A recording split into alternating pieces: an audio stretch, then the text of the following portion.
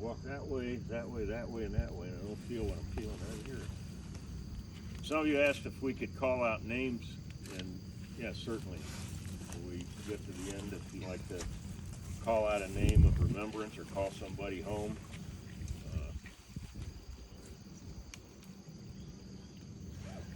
A lot of times you were just kids, 19 years old. Of course, he lived with the war. My mom had a friend, well, of course, we live in Louisville, Kentucky, so we oftentimes had a lot of friends who were military and just acquaintances for the most part. But still, I think they became a little bit more friendly.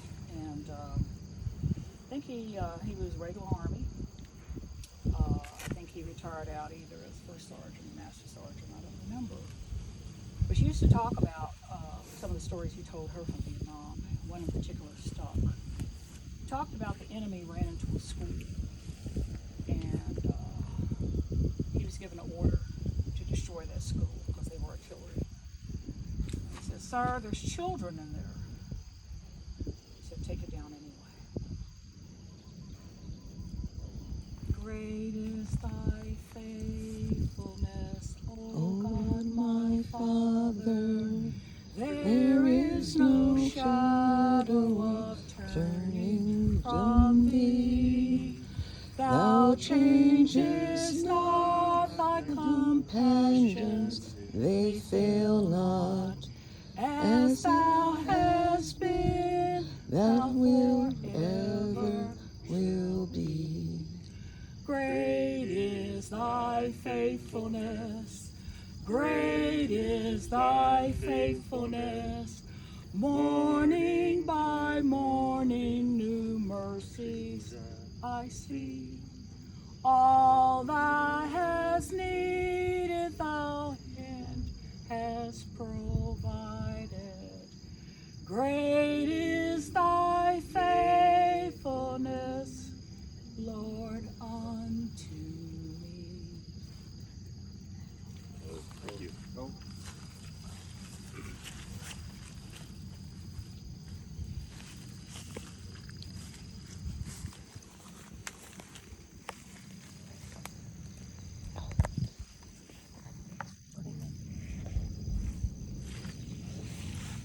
Shelley, was that the story? I'm sorry. Joanne, is that the story? You want to tell another one? That's about all I can handle right now. Okay.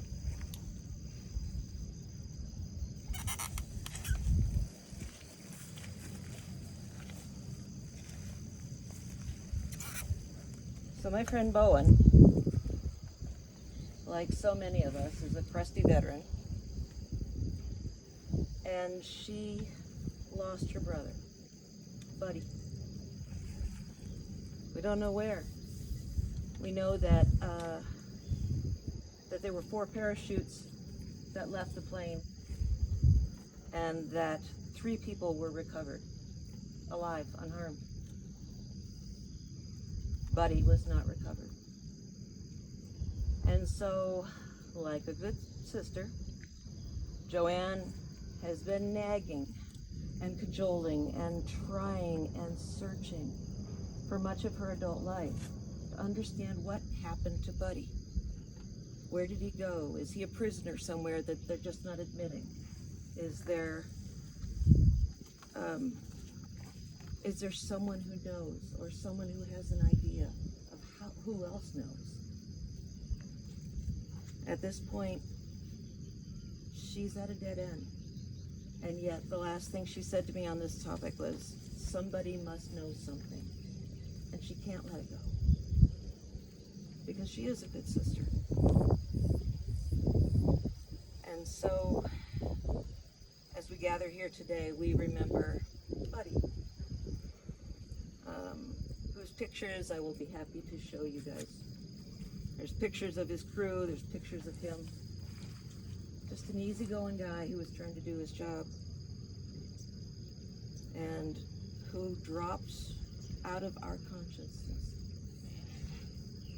But we remember that God knows. When Bowen says someone must know, God knows. And even when that feels like that's not enough, when we feel like we need more than that, we need answers and we need rationale and we need peace. All we have is that Buddy is beloved of God, and Buddy is surrounded by the love of God, no matter where he is at this moment. And I'd ask John to call him home.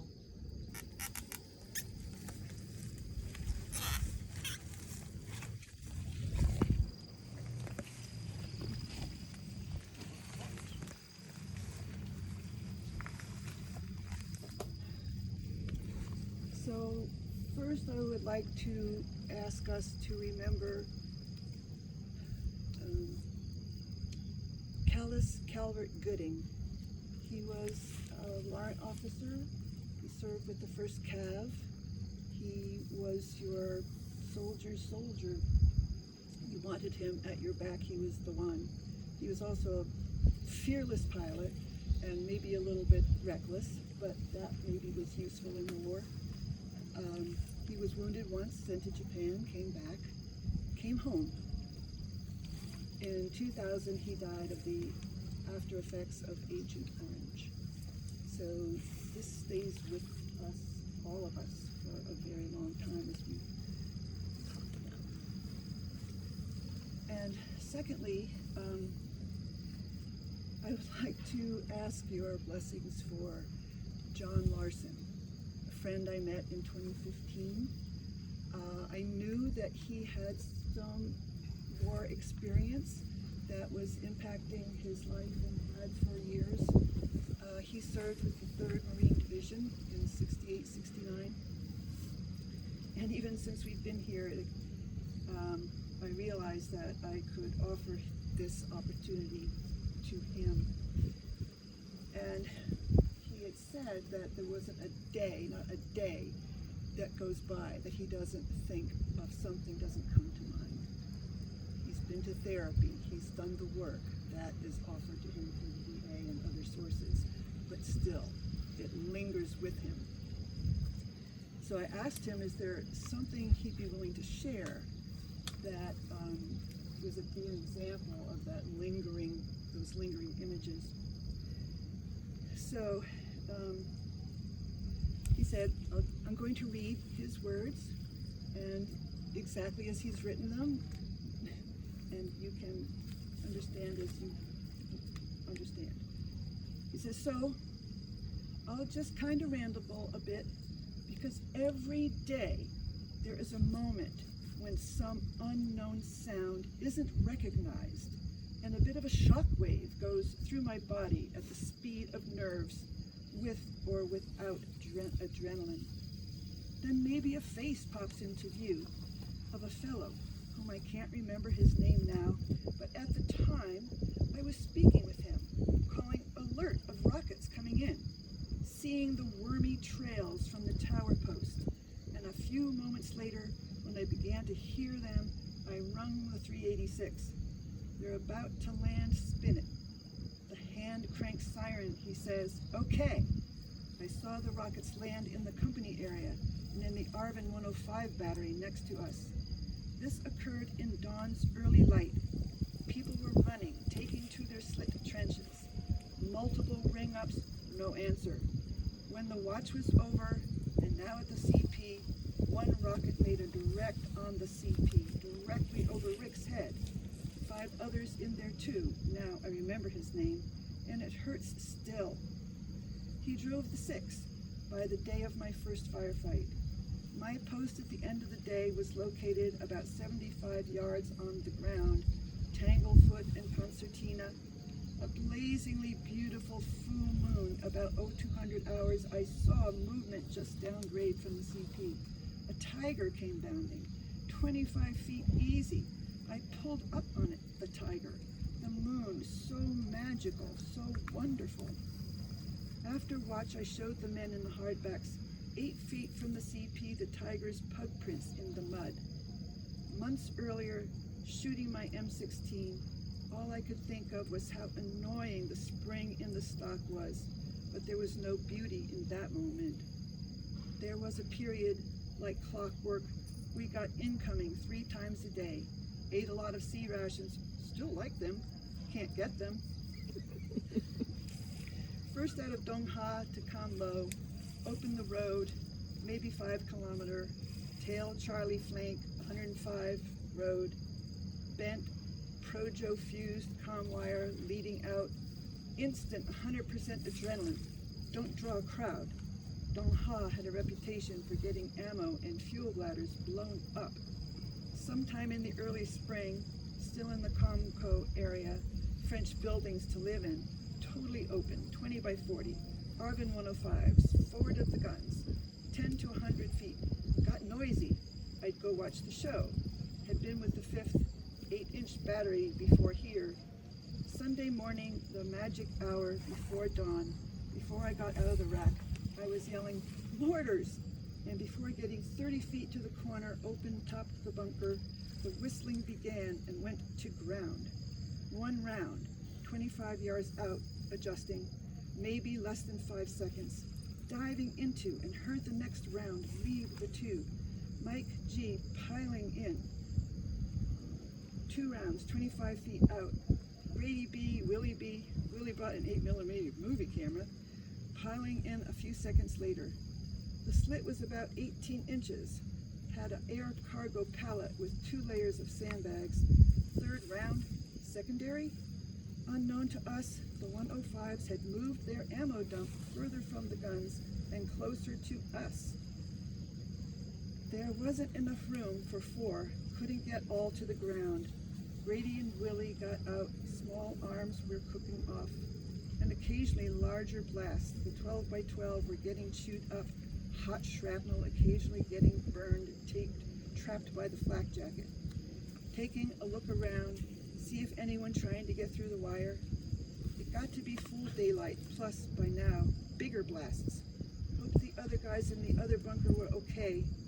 About a full hour in, last thing I saw was a tremendously bright flash. Then I was somewhere else. I was at home. A different home, consisting only of other points of light, all of us knowing each other, sharing all thoughts of all knowledge simultaneously for a long time. Then a voice called, "John, you still have yourself." And then I continued to speak and talk about everything for quite a long time. Then the voice again said, "John, you still have yourself." "Sure I do. This is such a wonderful place. So happy to be here." Blah, blah. For a long time. Then a doubt happened and I asked, "What do you mean?" "You know what happened. I don't have a body to go back to." So found myself struggling to breathe, choking on dirt, coming to. Mike G still out. Started check him to see if he was living, and he was. Tried speaking, realized both of us totally deaf, about 3 months worth. Motioned going out to check on the others. This was hours later. The other guys, 5, were good also. Gary K was the first one I saw, hand signed, going up to the CP. He was checking me out, saw a still smoking mortar at my feet. Not another soul in sight. Shrapnel thick like a pebbled beach. The other biggest French building had its roof peeled back, sardine can styled. Got to the CP, no one in sight. A few minutes went by, my captain was there. I reported, said, "Nobody's coming through the wire. Get these people out of there." I waited a bit, couldn't see him talking, went back.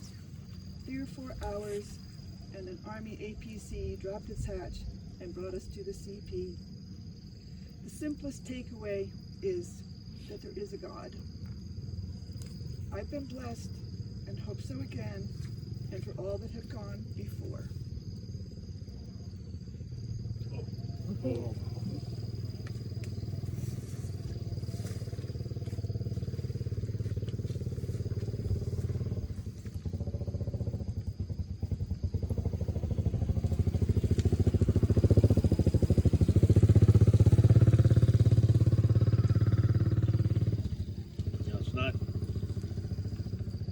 war, it's not just our loss, it's your loss as well. It's the enemy. This war was fought in this country.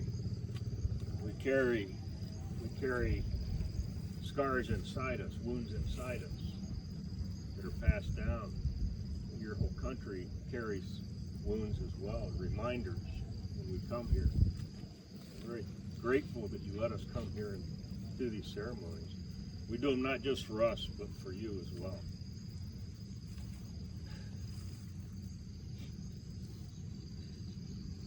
It was tough to get through. Leon Bibb, those of you who live in Northeast Ohio know Leon Bibb is a local celebrity, news anchor, writer, storyteller. He served in the 4th Infantry Division. When he found out we were coming, I contacted him and I said, would you like us to do a ceremony for you? And he said yes. He said, but I want you to dedicate this to Randall Lee Williams. He was 19 years old when the rocket shell came screaming, plowing into the ground, and then exploded. It sent fragments into the body of the young American soldier. Randall Lee Williams of Sioux Falls, South Dakota, died that 1968 day. It was during the Tet Offensive, which the enemy had launched, and Specialist Randall Lee Williams could not recover well enough to escape the death which screamed through the air. He was an artillery surveyor assigned to the 4th Infantry Division Artillery Unit. He had only 57 days to go before he was to have finished his Army military obligation. He was to have returned home where his fiancée waited for him. But instead, the fiancée began a widowhood before she was wed. Not a day goes by that I don't think of my friend, Randy. We served in the same unit and had been trained for the same job. When I visit the Vietnam Memorial Wall in Washington, D.C., or visit a replica, I look up his name, and the granite carvings of the wall, the name looks back at me, and I see my own reflection in a polished stone. It has been many years since Randy's death, yet the memory of that day stays with me. In 2003, I logged onto the virtual online Vietnam Memorial Wall. It was there that I left a written tribute to Randy. I told the story of his having only 57 days to go before the poem I had written about his service. He was a good man who did not have vices, I wrote in my tribute. Leaving my name and my place of employment made an impact. Randy's parents contacted me and thanked me for my thoughts about their son. That began a series of letters between us about Randy. I told them the Army told how he died. I told them how he lived. Over the years, the letters increased. When Randy's father died, the family informed me. When his mother died, the family informed me. Now I'm in contact with Randy's sister, who keeps me informed of her life and that of her children and grandchildren. All of this contact began when I left on the virtual Vietnam Memorial Wall, a tribute to a fallen soldier, Randall Lee Williams, who died at the age of 19 while fighting for his country. Not a day goes by that I do not think of my friend who died in the Central Highlands of Vietnam when a rocket came screaming through the war-torn air of a war long ago. Leon Douglas Bibb, Cleveland, Ohio.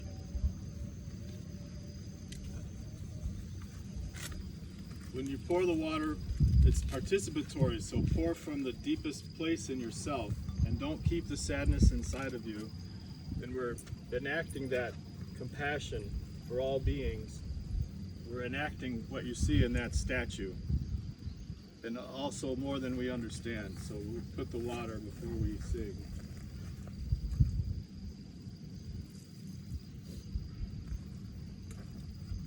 So that suffering can end.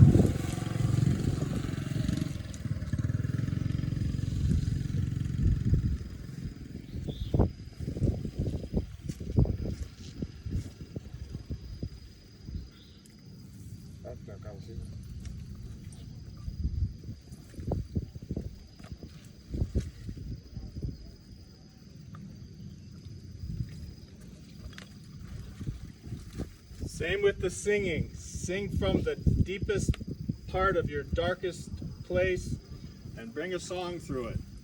It's the Irish way. We sing through this stuff.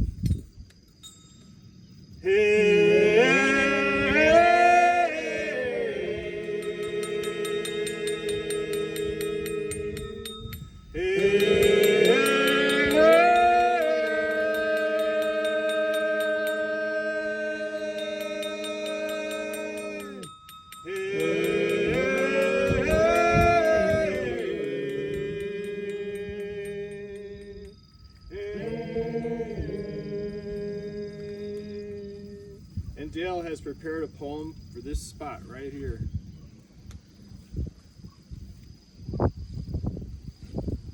You find your life up in a roar. You say, wow, this is no bore. Then all of a sudden, wham, boom, slam, bam, bam, bam. Everything becomes quiet and copacetic. The cry is heard, medic, medic, send the medic. Where are those angels with the cross? Please, please, come quick, I'm at a loss. Your friend is dead. He's been shot in the head. Does God have no mercy? Is this how it is to end? He wasn't just anyone. He was my friend.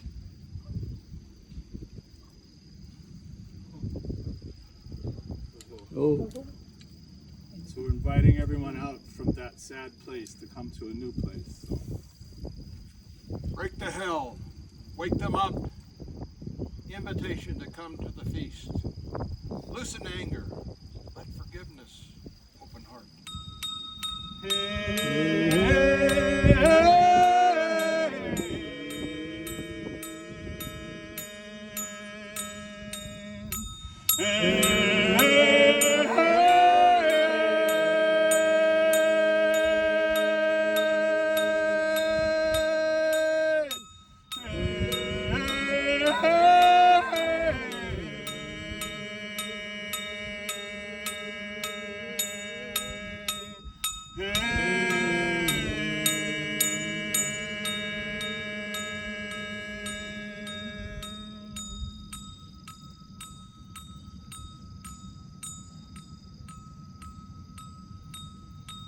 Destroy prejudice.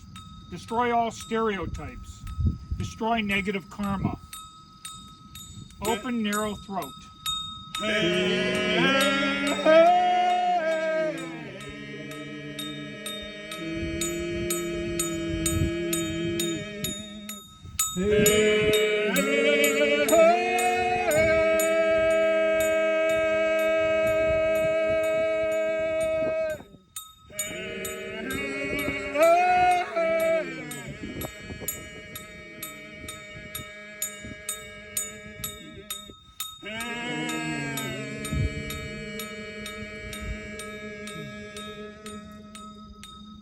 Destroy the fire of hell, multiply the offering, multiply the water from every hunger ghost.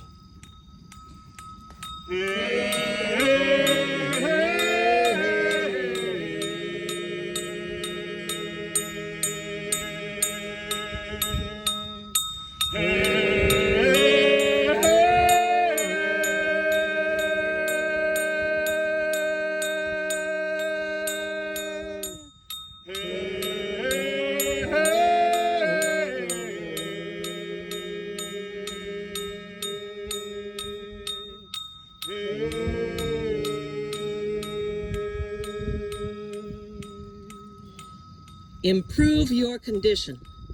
Move to a better place. Hey.